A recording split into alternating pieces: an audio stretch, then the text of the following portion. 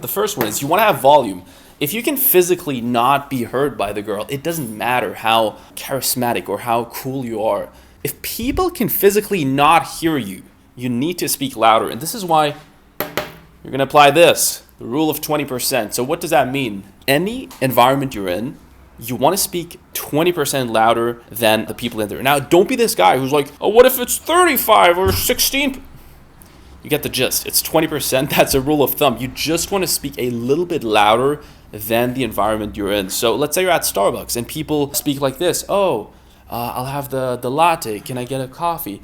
Just speak a little bit louder. Hey, hi there. How are you doing? Can I get a coffee? Yeah, a latte. Just speak a little bit louder. Let's say you're at a club. There's a lot of music. People are screaming around. You want to speak 20% louder. If the girl is like, what did you say? I can't hear. You're fucked. You are fucked. So that's the first one.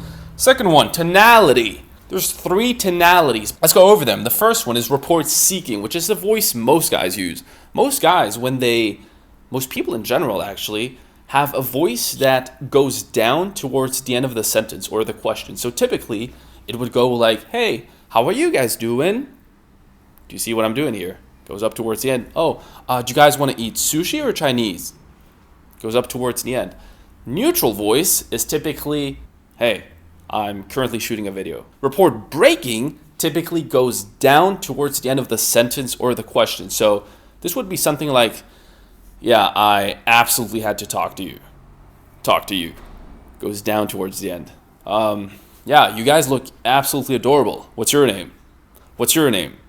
So you want it to go down towards the end of the sentence. And this is typically the voice that people in positions of power and authority use over others. So this is what politicians use. This is what professors use over their students. This is what parents use over their children. This is what bosses use over their employees because it just commands respect. So stop having a voice that goes up towards the end, but start and force yourself in the beginning. It's not going to be easy. Start to have a voice that goes down at the end of the sentences, and that's going to make a huge difference, especially when you're talking to girls. Now, the third thing you can have control over is the depth of your voice. Now, yes, there are genetic limitations. If you naturally don't have a really deep voice, you can't really change that. You cannot change your vocal cords. I mean, you might do surgery, which I don't really recommend. But what you can do is speak from a diaphragm. So